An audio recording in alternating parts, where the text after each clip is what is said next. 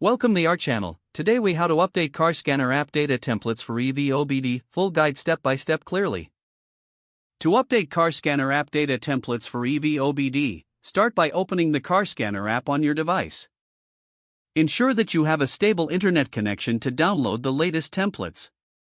Navigate to the main menu of the app, typically found in the upper left corner. Select the Settings option from the menu. Scroll down to find the Data Templates section. In this section, look for an option labeled Update Templates. Tap on it to initiate the update process.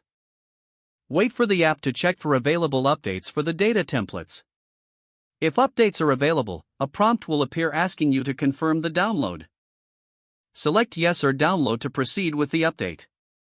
Once the download is complete, the app will notify you of the successful update.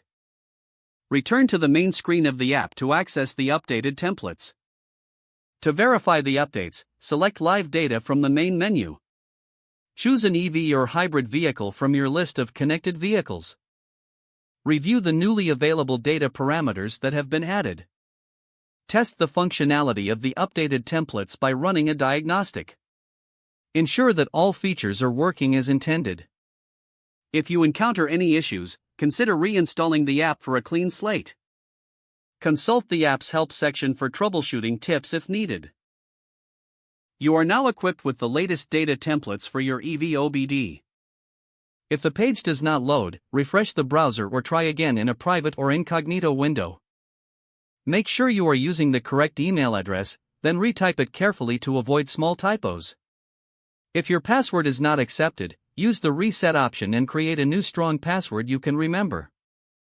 Check your spam folder for verification or security emails, then complete any requested confirmation steps. Enable two-factor authentication if available to improve account security and reduce unauthorized access risk.